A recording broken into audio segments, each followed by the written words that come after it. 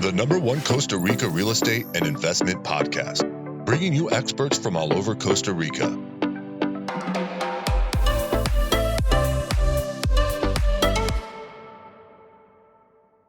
Guys, and welcome to episode 149 of Costa Rica Real Estate and Investments with me, your host, Richard Beckson. I just want to say thank you very much to everyone that's reached out to us. I know quite a few of you have had questions. We've been able to kind of help you answer those. And also just give some recommendations of certain topics that you want to cover in, future podcasts here. So somebody had mentioned security, so we've brought them up, a question in a couple of podcasts going on. And I'll also kind of bring it up in this podcast here that we're about to do with David Carr. If you guys remember, David is the owner of Coldwell Banker Franchise in Jaco. He's a long-term resident, property manager, and all-round great guy, just knows the area very well. So we're always talking about buying in Costa Rica, but I thought today we'd discuss selling. So we're going to be talking about listing, pricing, commissions, exclusive listings, how to sell your property, things you can do to enhance it, etc. Just for anybody out there that may potentially be looking to sell their property, or again, even if you're looking to buy, to understand how kind of the dynamics and strategy of selling your property goes here in Costa Rica. So we'll be discussing that with David here in a minute. Remember, guys, if you have any projects that you are looking to do here in Costa Rica, a lot of people ask us, hey, what's the difference between going with you and going with a realtor? Well, I suppose the difference of going with us is we have a lot of experience. We see a lot of the country. So we don't just work in one location. We work everywhere.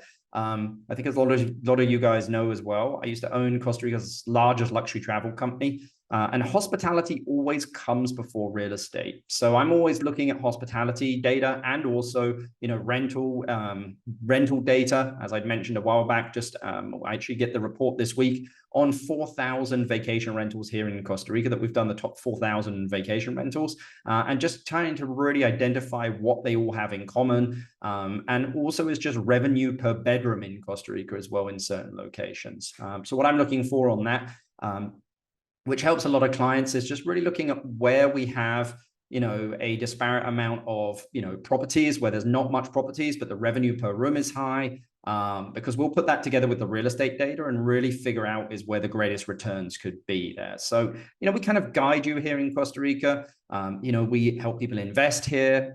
We do relocation, we do building, we do some commercial work as well, even though it's not our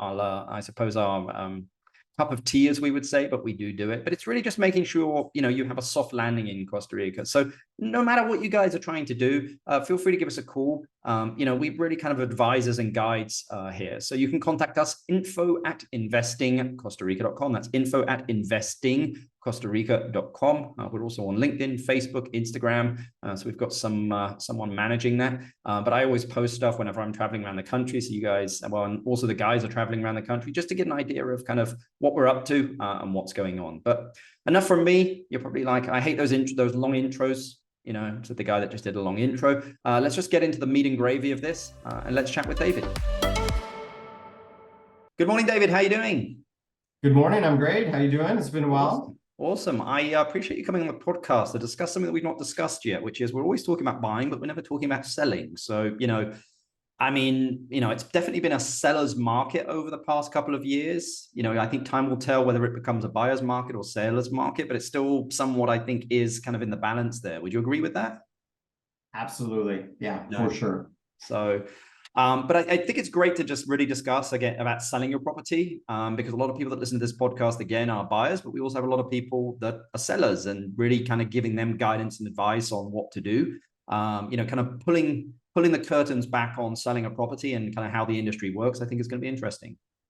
For sure. Yeah. We kind of had mentioned that because it really doesn't get talked a lot about, right? I think we don't focus so much about exit strategy and how does it look? What is the process? What are the different ways you can do that? So yeah, I'm happy to talk more about that. It's funny that you mentioned exit strategy, because I'm constantly talking that. Having owned a hotel, bought and run and sold a hotel, I'm like, I don't think I'd ever buy a hotel again. And the reason being is I need that one seller to come basically, and that one buyer, to come and buy that property. Whereas I think what I'd probably end up doing is more of like an apart hotel, condo hotel style thing where I can sell slices of the pizza. Okay, more complicated, the structure, etc. but the exit is multiple times rather than that one time. It's funny you say that. So me personally, I know the question you ask at the end of your show, and for me personally, there's always been an appeal for me to build a multi-unit complex, right? Or because I like long-term tenants, I like long-term rental play. But that's always been what's deterred me, because it's easier to sell 5 individual condos. I can diversify, just have more flexibility. If I build a 5-unit complex, that means I need to find that type of buyer, that price point that's willing to buy that.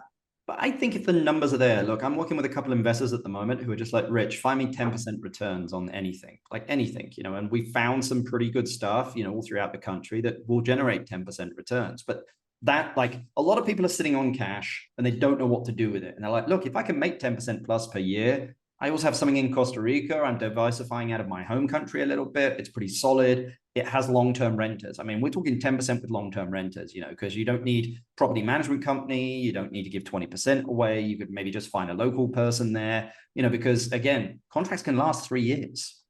For sure. Yeah, for sure. But anyway, let's get straight into the meat of the podcast before we get into long-term rentals and what you do with $500,000. But I mean, I'd like to ask this question at the moment, just get an update of where everything's at. I think that, the world economically and politically is in a little bit of flux at the moment, as you can see by the news. But I mean, how is the real estate market in your area, in Jaco, at the moment? It's continuing with the path that I kind of foresaw, and I think that maybe we've talked about in the past. So it's not 2022 anymore, right? So it's not just things are flying off the shelf. Things are staying on the market a little bit longer. So very similar to, I think, a lot of US market conditions. However, the premium, the best of the best is still moving, right? We were just kind of talking, Los Sueños is just insane right now. The beachfront, ocean view properties, they're still very, very strong. But where we're seeing signs and some difficulty is the middle section, right? The property that's like, well, it's not on the beach and can't really walk to the beach. You can't, which has always been those properties that we've always have said are, not the areas that we like to concentrate on for those reasons. In a hot market, everything's moving. Now, some of those dead spots we're starting to see surface. And I mean, what are you seeing? And maybe we'll get to this in a minute, but I mean, what are you seeing in pricing here? When people are coming to market with new product or existing stuff, I mean, the premium stuff, is it still getting premium pricing, or, is there a little bit more negotiation now? Not really. I mean, people are holding to their numbers. So it's a very interesting time to understand, especially in our area, right? So obviously the country is all pretty similar, but in the Central Pacific area, what's happening is that the new inventory is sellers that are strong. They're in good position. They're coming into the market, and most of them are looking to fish. They want to get top dollar and they want to reset the market, which is kind of what we'll talk about selling. And a lot of those guys they're getting their number. They're pushing the envelope. They're setting new prices. They're holding firm at that. And if they're in those sections that I mentioned, in those premium spots, they're for the most part, they're getting it. Now, the people that aren't in those spots, not so much, right? They're trying to fish, trying to get those high numbers where they're not in those position type properties, and those are sitting a bit. So now they haven't decided to adjust prices. They're just like, oh, okay, we'll wait. Right now, the sellers that are left are just they're not motivated. The people that we have left that have the inventory, hey, if I sell, put a high number, great. If not, no biggie. Yeah, I mean, I think a lot of people just need to understand is that what's selling down here is typically not primary homes for people. These are secondary homes, or vacation rentals that, generate revenue for the seller. And they don't need to sell it. They bought it with cash. They have that cash. They haven't, maybe some of them have, got HELOC loans or something on their properties in the States or something, but, those rates were already locked in when they got it. So there's a variety of different, financial, I would say settings there for every seller. But I mean, let's talk about selling a little bit. I mean, what are the steps that people should take to sell their property? And I'm sure that there are quite a few, but maybe you could just run through them. Yeah, it sounds simple, but the first step really is really talking to a professional, right? Yep. And really getting educated with the process and what your property is worth. It sounds so simple, but it seems like for whatever reason, no one wants to do that here, right? If I call up someone in the US and I want to list my property, I'm going to call a realtor. Yep. And they're probably going to tell me what it's worth. And they might have a presentation for me. For whatever reason here, the seller wants to demand the price. And sellers just are, by nature, they tend to be stubborn because of what you had mentioned, they're not in a rush or whatever. But to me, it doesn't give the right to necessarily say, hey, you get to set your price. The market tells us what the price is. And we as realtors, as professionals, we're the ones that know that info and are going to help educate. So really, it's sitting down with a pro and making sure, not just asking them, hey, what's it worth, but getting educated, challenging that person to demonstrate how they got to that value, right? And I mean, what tools would someone use? I mean, take for yourself, for instance. I mean, what tools would you use in order to get to that value? Because again, I mean, it's kind of a balance here. The seller wants to get as much as they can for the property. The realtor wants to get it at a price that they know they can sell, because if not, they don't get their commission. So how do you get that balance kind of in between the two to just make sure that both parties are happy? I mean, again, it's just really education. We're working together, right? So if a seller contacts me, I'm on their side. So what I want to do is come up with that number that is going to be effective for them to sell. So again, I'm going to educate them.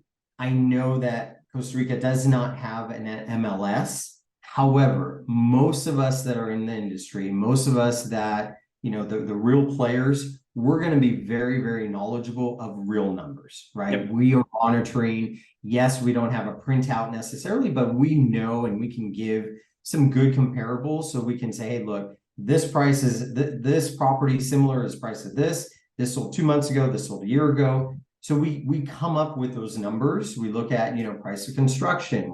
What's that doing?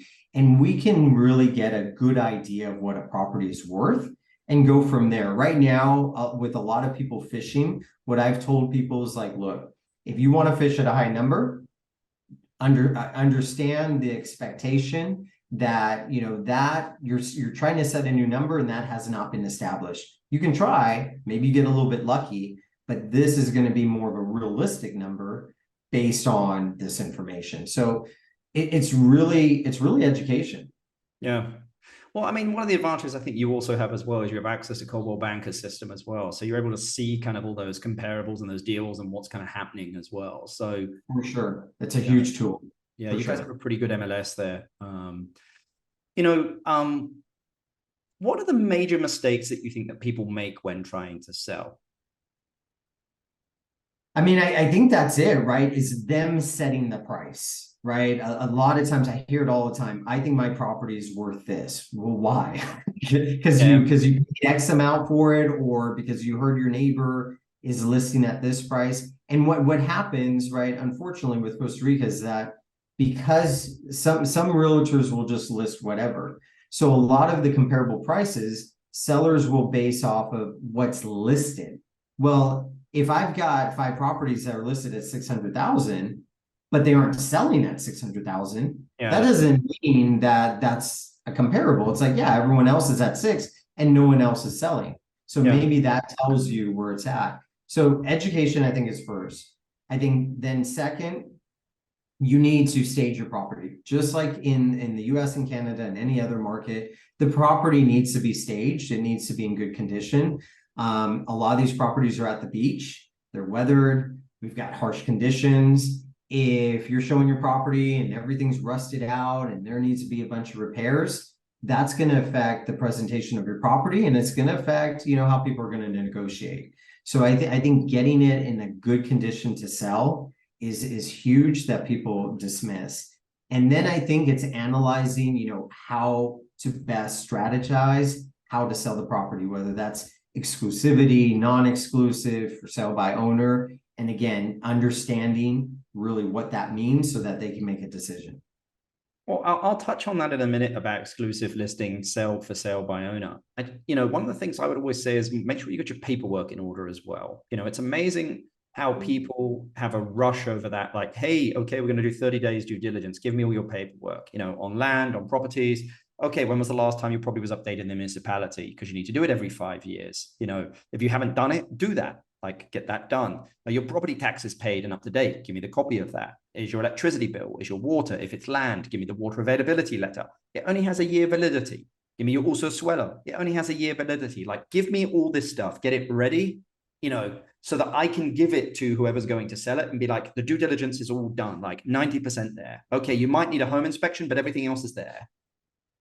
Yes, absolutely right. Unfortunately, that's pulling teeth sometimes, but you're absolutely right. And some will be, more strict. Some offices, some realtors will say, hey, look, you have to have all this in order before we even market it. Yep. Truthfully, a lot of times people are accommodating sellers, and it's like, okay, get me this when you can and whatever. But yeah, the more you have things prepared, obviously that's really going to streamline, especially when you start getting an offer in that process. Well, I mean, let's go back to the topic that you just touched there, which is, do I exclusively list? Do I, do an open listing? I mean, maybe you can just explain to like the listeners, they're probably aware of what it is, but explain what the options are available and kind of the pros and cons of each one. Yeah. So again, comparing to North America, where I think most people are coming from, what they're familiar with, most people are going to work off an exclusive listing, right? They're going to call their realtor, list it. That's the person that has it. And then they're going to collaborate with other brokers, split the commission with them, attract, agents, market to them. In theory, that's how it's supposed to work here as well, right? However, it's not always the case, because in Costa Rica, traditionally, you've had what's called a lot of open listings, which is a non-exclusive listing. And what that is and what that means is basically whoever sells it gets the commission, right? There's no one that has that exclusive right. It's a free-for-all. It's a free-for-all, right? So, well, why do people do that? Well, I think that's just been more tradition, especially from, the Costa Rican model. And that's just how things have been done. Now, with foreigners coming into the market, a lot of the beach properties, they're more familiar and used to doing exclusive listings like in the States, right? So, well, what's the pro? Well, why should I do that? And what's the difference?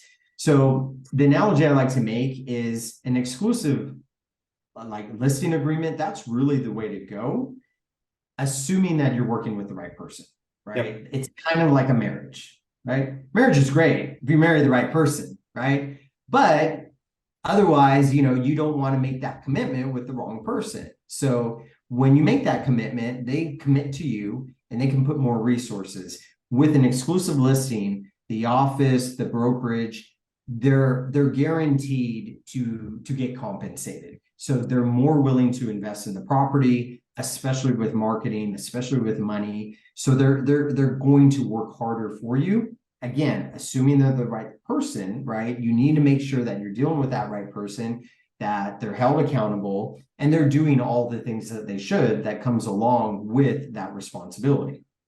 What questions would you ask? Again, I'm listing with you. What questions should I be asking you, and what should the answers be, and what would the red flags be for anyone, listening to this? Yeah. So how to interview that person, right? I think because it is an interview, right? Yeah, for sure. I think you need to know, okay, what are you going to do to sell my property, right? That's the first question. And I'm going to say, Richard, I'm going to put it on, my websites. This is my platform. This is where it's going to be seen. This is exposure it's going to get, right? And that's the first part, right? Are you going to do paid advertising? Are you going to feature it? Whatever streams, whatever strategy you have for marketing, that needs to be discussed. Yep. And then after that, I think a key component is, how are you going to work? How do you work? How, traditionally are you dealing with other brokers, right? And other realtors. And you want to make sure that that person is actually getting it out to all of those agents, all those offices. Like what I do is I send, mass message to San Jose brokers, especially in our market, specifically San Jose brokers, and then local brokers in the area. I get them the pictures, I get them the listing description, encourage them to get it on their feeds, on their site, so that they can bring me offers, right? Yeah. Bring me those clients. So, and then I send that message to my sellers, demonstrating and showing them like, look, I'm getting it out there. So that's really, those two parts are the main things you want to do.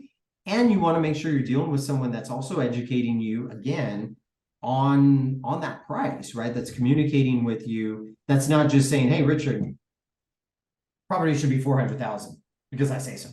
Right? Because I think that's going to be the easiest for me, right? It's like, well, maybe I'm short, leaving money on the table for you, right? So, okay, let me show you why it should be 400,000. What are some of the red flags or anything that you'd be like that would send the warning flag up for you? Oh boy. I'm sure you've seen it. I think exposure obviously is one. I mean, if I sign a listing agreement with someone and I see that it's not online and I can't find it places, right? Not communicating with me. I think those are the signs. I mean, it's hard. There's a trust factor, right? That I've got to trust that they're doing their job. So I think if they can't demonstrate, or they're not willing to demonstrate that to me, that's probably the red flag. Well, because sometimes I'm a seller, and I'm a pain in the ass because I know both sides, so I'm like, I want to see, views on the page, go to analytics, give me the views, give me clicks, give me inquiries. I want to see bounce rate on that page, and then from there I want to see viewings, tell me how many viewings, because all that is upstream stats for the sale. If I can control the top part, meaning that if I can get more viewings, more I can get more views on the page, more inquiries, which equals more viewings, which is going to equal that sale. But again, I'm a pain in the ass, David, because I know, I've been behind the curtains. I know how the sausage is made. Yeah, for sure. And I mean, you could go to that extent. I mean, I for the most part, I don't have sellers. I know, again, that deep. Yeah. But yeah, I mean, but you're right. I mean, you can definitely request that. And if someone's not willing to, I mean, with that said, I think it's always important to keep in mind, sometimes sellers, if you're fishing, goes back to what I was saying earlier, if you're fishing for a high price, and I tell them flat out, I'm like, hey, cool, we'll put it at the high price, see if we can get lucky. But also don't expect me to get results when you're at a high price, because it might not get a lot of traffic at that price. Yeah. So it's a balance. There's also time, right? Sometimes depending on the person, they might be used to how things are done in North America, and it's like, yeah, it's normal that you haven't had a showing in a month. That's not insane. And if you're coming from LA, you'd be like, what? I haven't had one showing in a month. That would just be their head would explode. So again, I think the main thing is communication, just holding that person accountable. And if they're not willing to be held accountable, then I mean, I do the same with my sellers. I'm like, look, I'm not trying to handcuff you. Right. And even for me, an exclusive agreement, kind of going back to what makes most sense, I don't necessarily want an exclusive agreement with everyone. Right. If I don't feel that I can properly move it or can properly help, why would I want to handcuff you? Well, so it handcuffs your reputation as well. For sure. I want to take on properties that I can move. And, kind of going back to, open listings, why would someone do that? I want to say there that the open listings, because there are advantages to do it, right? And I know this sounds crazy. Realtors be like, David, what are you saying? Like, don't tell people to do open listings. I sold a $2.3 million villa on an open listing. Absolutely. And you're a perfect example. You're an example that I would say, like, for someone like you should be doing open listings. Why? Because you have the means. So when you do an open listing, you're responsible of getting it out to all those brokers, to all those people. You're doing the work. But I have the network. Exactly. If you have the platforms, if you're here locally, if you have those, those networks, then yeah, it might behoove you to actually try to do that on your own and have an open listing and not be committed to anyone. However, that's a very small amount of traffic, I agree. right? And a lot of people, I think the in-between and the outside of that is the for sale by owner. And I think a lot of times people just, they think that post it on Facebook. Exactly. You know who does best? It can work, but like, yeah, it's super hard. You know who's looking, like when people are looking to buy real estate, you know where they usually go? They go to real estate sites. They go to realtors. They go online. They Google real estate in Costa Rica, real estate in Jaco, condo in the beach. We're the ones that have those databases, those platforms, and those leads. And we're really the best suited to actually sell that property. But I think a lot of times people think that we're just greedy. I'm going to save money. I'm going to save this commission. Look, really, if you as a buyer, of someone buying and investing in real estate, don't understand that there's an acquisition cost and that there's a selling cost, then you need to have, a little bit of a wake-up call, because that's how real estate works. It's just part of it. It's part of fees. And accept it, right? And a big topic right now in our market, because we merge a lot with San Jose market, a lot of commissions work off 5%.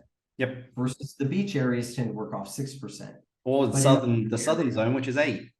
Exactly. So in our market, because we have a lot of that San Jose market kind of carrying over, we have a lot of people like, 5%, versus a 6%. And a lot of Costa Ricans that don't want to pay 6%. Look, you can haggle all you want. If you're selling your property, Richard, do you want to give less incentive to the people that are trying to sell the property? Right? Commissions are what's going to give your chance to incentivize people that are bringing the buyers. So yeah, absolutely. We want to, a lot of times what I'm trying to do is, anyone that's desperate and looking to do a price adjustment, I'm encouraging them, saying, hey, look, instead of reducing 10,000, why don't we give that to the commission, or to the add that on the commission? And I know that's hard for people to grasp. Oh, that's too much money, and that's unfair. Well, what's the difference? You're going to give 10,000 discount to the buyer. It's stronger to give that incentive. Like, whoa, now I can tell everyone, hey, $10,000 bonus to the buyer's agent. That's going to get some attention. That's going to help sell your property. So. Yeah, look, I've managed salespeople most of my career, so I'm very, aware of like how incentives can work. And I think I agree. Selling with a bonus like that, I think just puts you in a different stratosphere when it comes to motivating, realtors. So yeah, I agree. Again, there are so many different ways to skin the cat. It's just, you just got to find the one that works for your property, because every single property is unique. Some properties may need it, some properties may not. But again, I think it's just going back to a trusted individual that, you can chat with, that's able to just give you the information and just make sure you're making the right decisions. So yeah, and talk to 2 or 3 different people. I agree. Right? Get perspective. Like we've talked about this with the buying side in general. People tend to. It's great, right? It's great that you can maybe trust someone because you see Coldwell Banker. That doesn't mean anything. Just because I have a franchise, that doesn't mean anything. Get to know me. Just because you inquired on the listing because it had, Joe as the listing agent, that doesn't mean you got to deal with Joe. Right? You can still buy that property and maybe choose whoever you want to represent you. So, but I think people just go too fast. Take your time, talk to 2 or 3 different people. You'll know, just like anything else. Again, my analogy with marriage, right? It's dating, right? It's you're not going to marry the first person you talk to, right? So talk to a few different people. You did a good job with yours. You chose a good partner, dude. That was great. She keeps you on that one, I kept outside my coverage, so to speak. Exactly. So she keeps you in your swim lanes. But what costs are involved in selling a property, David, that people should be aware of? Okay, so for the most part, right? For the most part, the buying cost, the acquisition cost is typically going to be on the buyer. So when you go to sell, really the only thing that should really be involved is going to be sales commission. If you're consulting with an attorney, which you don't necessarily need to, but maybe you want an attorney to look over a purchase agreement, or maybe you need a power of attorney set up, you might pay a few $100s here and there. And then, any sort of capital gains tax that might be in play, that's something to consider. But by and large, it's really just a sales commission that is in play when you're exiting. So, I mean, the buyer's cost is usually, I mean, with transfer taxes, legal fees, home inspections, etc., is what, probably 4%, 4 to 5%, depending on how big it is. Yeah, I quote usually 4%, plus, a little bit incidentals, corporation inspection. So just over 4%.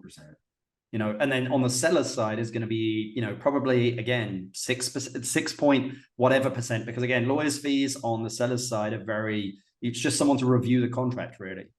Yeah, that might be a few $100s. And it's pretty rare that's because, and again, to understand what that process is, when you do go to sell, a lot of sellers aren't necessarily here for closing. That's one of the first questions they ask, do I need to be here? Well, it's up to you, right? I mean, funds are going to be in escrow. You're going to review a statement.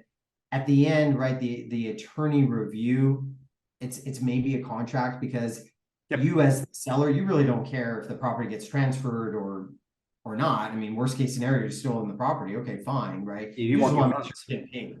So that's really all you're checking. So you don't necessarily need to be here, and it's pretty simple process on the selling side. Well, I think on the seller side would be simple as if it's not an individual that doesn't have a power of attorney, right? Because if the individual owns a property and they need to be there to sign for it, getting a power of attorney, sometimes is not the easiest of things from the US.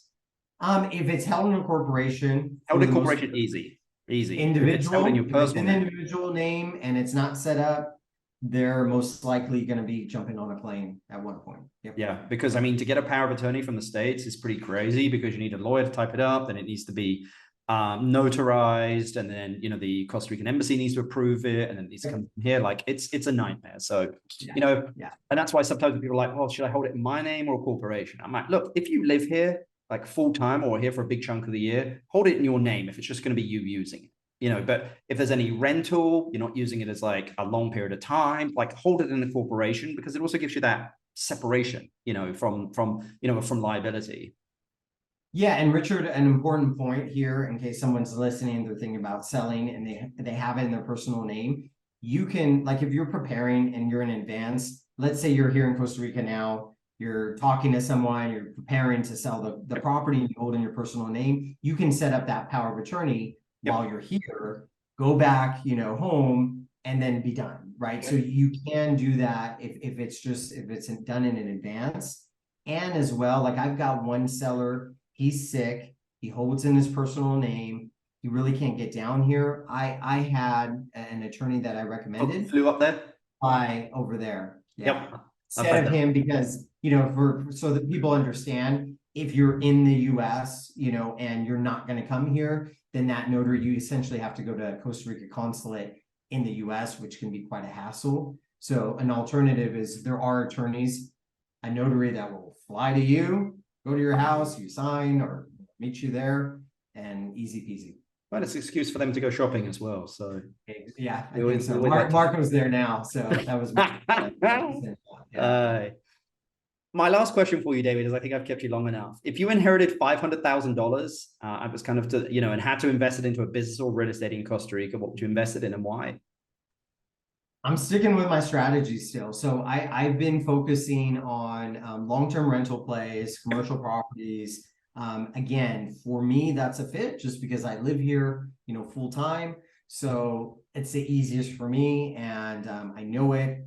It's my wheelhouse. So yeah, I'd keep at it, just getting those types of properties, whether it's one big one or, 3 or 4 smaller ones. Yeah, it's, you'd mentioned there about doing like kind of like, condo apartment style thing. There was one that I'm looking at in Tamarindo at the moment, which has six condos in it. The problem is the payment schedule.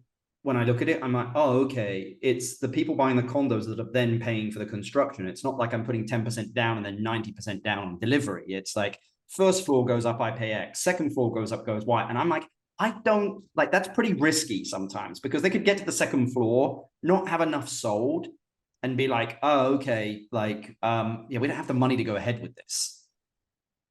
Yeah, but that's a condo complex, or is Yeah, it it's just six apartments,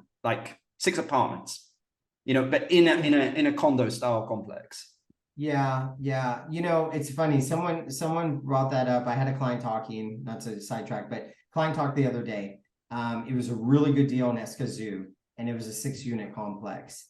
And 3 of the units were in some sort of defunct or foreclosure. They weren't paying the HOAs. So the issue there was, But it's built. But it's built. I'm sorry, it was built. Yeah, this one's not built. Yeah, this one's not built. So this is even built. And where I was going with that is that they weren't paying HOAs. So on top of your issue, I think the other part of it too is that when you get into those smaller complexes, the HOA, it's sink or swim, because you know, especially if you've got multiple units, someone that has, say, half the unit, that's one bad partner away from having issues. So sometimes that's the nice thing about the bigger complexes, is that it's diluted, where if you've got one bad apple, you really don't feel it. But when you get into that small of a complex, whether it's finishing the complex or even after, that is something you got to keep in mind. I mean, I'd never even thought about that. You know, for me, was just in this deal was just like, wow, the developer here is not really taking much risk, because they're using the client's money to build the property. And I'm like, well, that's kind of like, I suppose, to how it should be done, but like, why should the client take all the risk? Like, what's for sure developer's risk in this? Yeah, for sure. But I would say, even on top of that, even if everything goes right, after that, you got to factor that in as well. Sure. Yeah. Sure.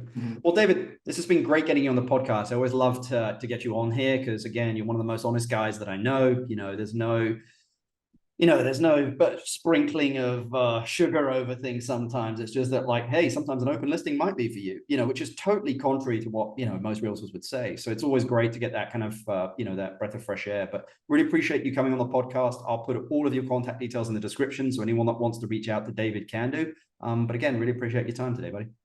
Cool. Sounds good. You got a little sunshine over there? Yeah, it's sunny up here in Heredia. You know, we got some rain, but I'm off to Guanacaste tomorrow, and then Guanacaste tomorrow, Poas Friday, Saturday, then in Monday is in La Fortuna, Thursday, Friday down in Vita. You know how it goes. You're crazy. You work too hard. So, well, hey, thanks for having me. Always a pleasure chatting. And yeah, we'll definitely talk more soon. Sounds good, buddy. Thanks, Richard. Bye. Hey guys, hope you enjoyed that podcast there with David Carr. As you can see, he gave us some insider's tips there, and kind of really let us see behind the curtain of how it works. And as I mentioned there, of how the sausage is made. So very interesting when it comes to exclusive listings, open listings, or for sale by owner. And just kind of just really, you know, advice on setting a selling price. You know, I'm a bit of a special case when it comes to listing my own personal properties that I buy. Again, I'm not a realtor, neither are we. I actually do invest myself, invest with clients, invest for clients. So, you know, we do sell properties, and just depending on what the property is, you know, we really define kind of the best way to go about selling it in order to get it sold. So remember, you can reach out to us, info@investingcostarica.com. That's info@investingcostarica.com, guys. We help you basically have a soft landing for whatever you're doing here in Costa Rica: investing, buying a property, developing something, hospitality, hotels, condos, and also relocating to Costa Rica as well. We've got quite a few people looking to move down here to Costa Rica, and just kind of looking at where best to move to based on their lifestyle and what it is that they need. So we've done quite a bit of that recently. So you can reach out to us, info@investingcostarica.com. But if you've liked the podcast, guys, please give us 5 stars, thumbs up, share it with people. It's been great. You know, when I asked people how did they hear about it, that they got, you know, told about it by a friend. And it was just a huge resource to them of information that's just not out there and up to date and current, you know, and they were just like, wow, I can't believe that you do this every single week. So I'll keep doing it, guys. I really enjoy doing it. It's great for, you know, just great for Costa Rica, and just getting information out there so that you can just be more informed and have perspective to make that decision, whatever it is that you're looking to do. So Until the next podcast, guys, that's our 150th podcast coming up here. We have a political president here of a actual political party here in Costa Rica, who's also an economist. He's been on CNN and Voice of America. I think he's been on French TV. He's been on quite a few different things. So it's going to be great getting his, political and economical viewpoint, and also touching a little bit on security in Costa Rica. But until the next podcast, we'll speak to you later. Bye. The #1 Costa Rica real estate and investment podcast, bringing you experts from all over Costa Rica.